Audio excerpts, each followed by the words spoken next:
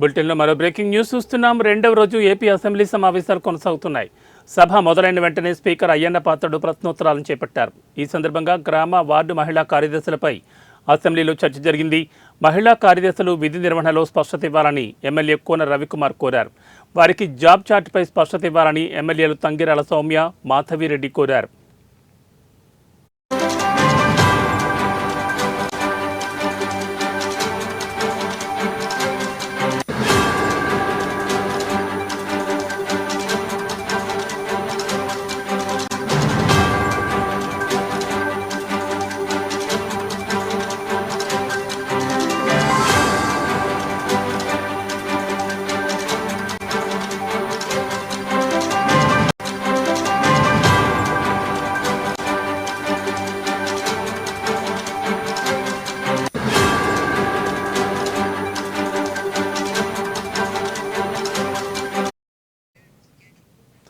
ఎమ్మెల్యేలు అడిగిన ప్రశ్నలకు హోంమంత్రి వంగలపూడి అనిత సమాధానమిచ్చారు.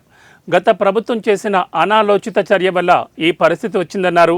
గ్రామ మహిళా కార్యదర్శులకు పోలీస్ డ్రెస్ ఇవ్వాలని వైసీపీ వాళ్ళు చూశారని తెలిపారు. ఎన్బిడబ్ల్యూలను ఇంప్లిమెంట్ చేయాలని మహిళా కార్యదర్శులను పంపారన్నారు. వీళ్లకు నిబంధనలకు విరుద్ధంగా అన్ని రకాల పోలీస్ డ్యూటీలు ఇచ్చారని, దీనిపై ప్రభుత్వం తగిన చర్యలు తీసుకుంటుందని హోంమంత్రి అనిత సమాధానమిచ్చారు. అంతకుముందుకు ప్రశ్నోత్తరాల్లో భాగంగా చింతలపూడి ఎత్తిపోతల సాగునీటి ప్రాజెక్టు పురోగతిపై ఎమ్మెల్యే వసంతకృష్ణ ప్రసాద్ ప్రశ్నించారు. 2019లో అధికారంలోకి వచ్చిన జగన్ ప్రభుత్వం ఈ ప్రాజెక్టును పక్కన పెట్టిందన్నారు. చింతలపూడి ఎత్తిపోతల 6 సంవత్సరాలకు ముందు పెట్టిన మోటార్లు నిరుపయోగంగా ఉన్నాయన్నారు. వీటిని వినియోగానికి తేవడానికి 2000 కోట్లు ఖర్చు చేస్తే సాధ్యమవుతోందని వెల్లడించారు.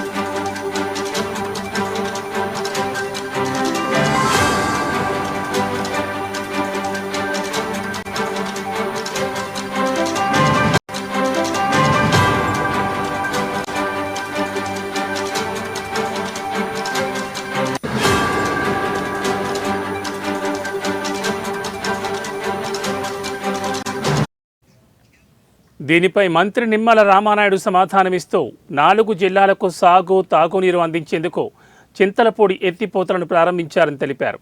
తెలుగుదేశం హయాంలో 3038 కోట్లు ఖర్చు చేసి 40% పనులు పూర్తి చేశారన్నారు. అయితే 2019-24లో కేవలం 760 కోట్లు ఖర్చు చేసి కేవలం 5% పనులను మాత్రమే పూర్తి చేశాయన్నారు. చింతలపూడి ఎత్తిపోతల ఆలస్యానికి గత ప్రభుత్వ నిర్లక్ష్యమే కారణమని మంత్రి నిమ్మల రామానాయుడు పేర్కొన్నారు. ప్రస్తుతం సభలో ప్రశ్నోత్తరాలు కొనసాగుతున్నాయి.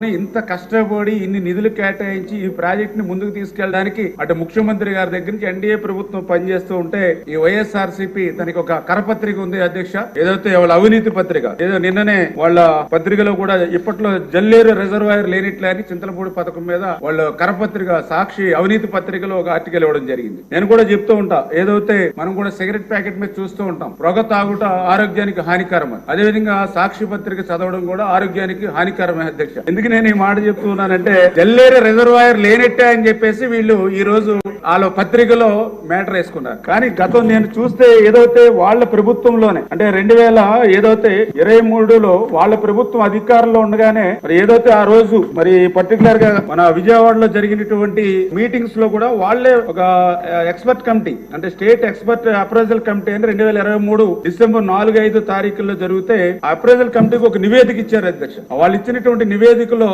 చాలా క్లియర్ గా submit affidavit for stating that no earthen dams and no reservoirs are proposed to be constructed in the project అంటే చాలా క్లియర్ గా వన్లో అఫిడవిట్ సబ్మిట్ చేశారు. ఈ చింతలపూడి ప్రాజెక్ట్ లో రిజర్వాయర్స్ ఏమీ కూడా మేము ప్రపోజల్ చేయట్లేదని వాళ్లే ఆ రోజు రిజర్వాయర్ ని ఎత్తేసినటువంటి పరిస్థితి అధ్యక్ష. దాని తర్వాత మళ్ళీ వాళ్ళు గవర్నమెంట్ కూడా ఒక లెటర్ కూడా రాశారు అధ్యక్ష. మళ్ళీ డిసెంబర్ 2023లో చాలా క్లియర్ గా అందులో కూడా మెన్షన్ చేశారు అధ్యక్ష. Jalleru reservoir component is deferred public kept aside as Jalleru Reservoir competent exit in the original as well as revised administration approval given by the